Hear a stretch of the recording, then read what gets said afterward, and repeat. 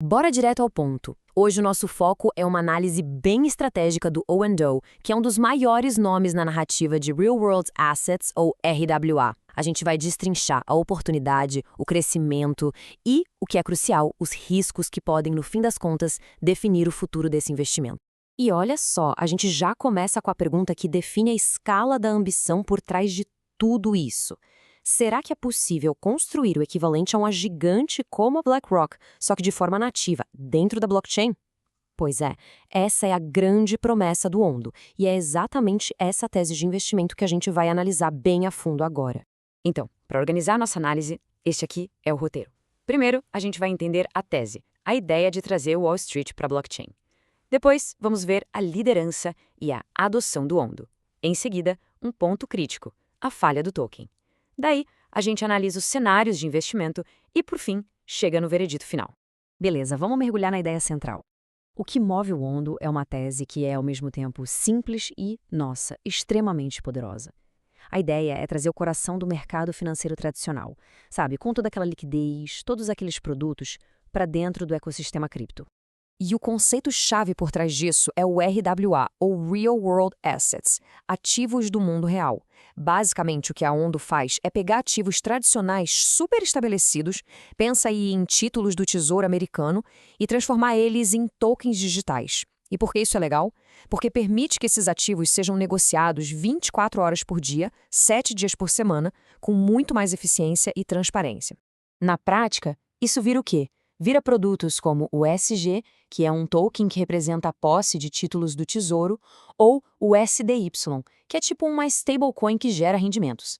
Eles estão, de fato, construindo as pontes para que todo aquele capital do mercado tradicional, o que a gente chama de TradFi, consiga fluir para o universo das finanças descentralizadas. Agora, vamos ser sinceros. Uma grande ideia não vale nada sem uma boa execução, certo?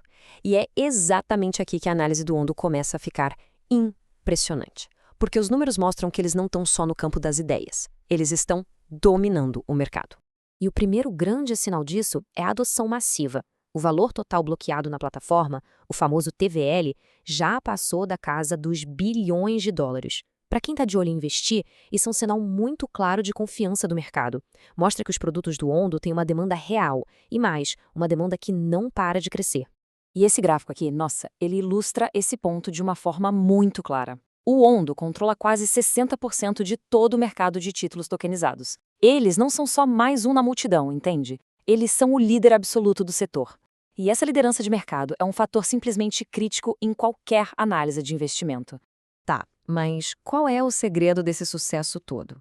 A resposta está na abordagem deles. O Ondo foi pensado desde o dia 1 para ser amigável ao Wall Street. Como assim? Priorizando a conformidade com as regulações e fechando parcerias com gestoras de ativos gigantescas. É por isso que o capital institucional, o dinheiro grande, se sente confortável em trabalhar com eles. Até aqui, a história parece impecável, né? Um protocolo que é líder de mercado com um produto que todo mundo quer e em pleno crescimento. Só que é exatamente agora que a nossa análise precisa dar uma virada de 180 graus, porque existe uma desconexão muito perigosa entre o sucesso do protocolo e o token OND em si.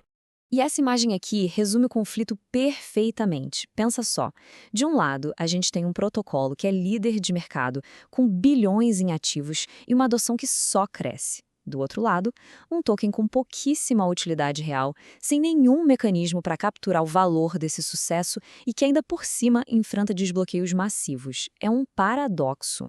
Vamos detalhar um pouco mais isso. O primeiro grande problema, o mais imediato para o preço do token, é que ele enfrenta uma pressão de venda constante. É como nadar contra uma correnteza forte, uma força que sistematicamente empurra o preço para baixo. E a fonte dessa pressão toda é este cronograma de desbloqueio. Dá uma olhada. Até 2028, bilhões de novos tokens vão ser despejados no mercado. Para quem investe, o que isso significa? Significa que precisa entrar uma força compradora gigantesca só para manter o preço onde está. Imagina só para fazer ele subir. Mas o segundo problema é ainda mais importante. É a questão fundamental, o maior risco de todos. Hoje, agora, o sucesso do protocolo Ondo não gera valor direto para o token Ondo. Todo o crescimento, todas as taxas geradas na plataforma, nada disso beneficia quem tem o token, que hoje serve basicamente só para a governança. E olha, isso não é só uma opinião de analista, não. Como essa citação de uma discussão na comunidade mostra, essa desconexão é uma preocupação real e muito conhecida entre os investidores. É, literalmente, o elefante na sala para qualquer um que pense em investir no Omondo a longo prazo. Certo. Então, com a força do protocolo de um lado e a fraqueza do token do outro bem claras, como é que a gente pode pensar no futuro do Ondo como um investimento? Bom, vamos analisar 3 cenários possíveis a partir de agora. Vamos lá. No cenário pessimista, ou baixista, nada muda no token, e o preço pode ficar andando de lado por anos, mesmo que o protocolo continue crescendo. No cenário base, o token até sobe, mas mais pela força da narrativa, do hype.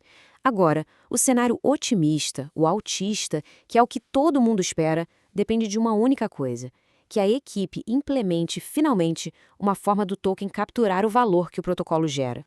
E esse é o ponto. Esse é o gatilho que pode mudar absolutamente tudo. O ponto de virada para o Ondo como investimento está exatamente aqui.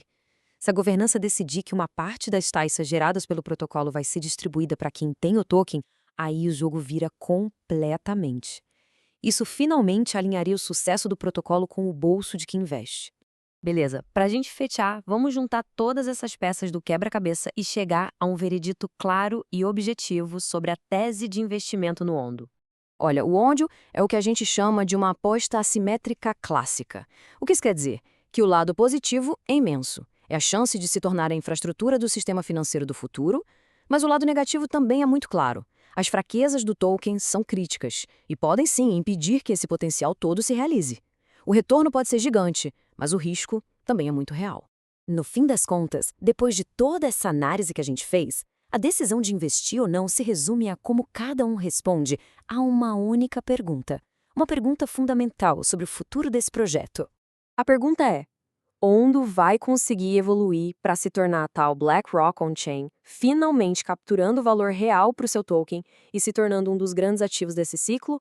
Ou será que vai ficar para a história como um protocolo de muito sucesso, mas cujo token de governança se tornou totalmente irrelevante? A resposta para essa pergunta, bom, ela vai definir tudo.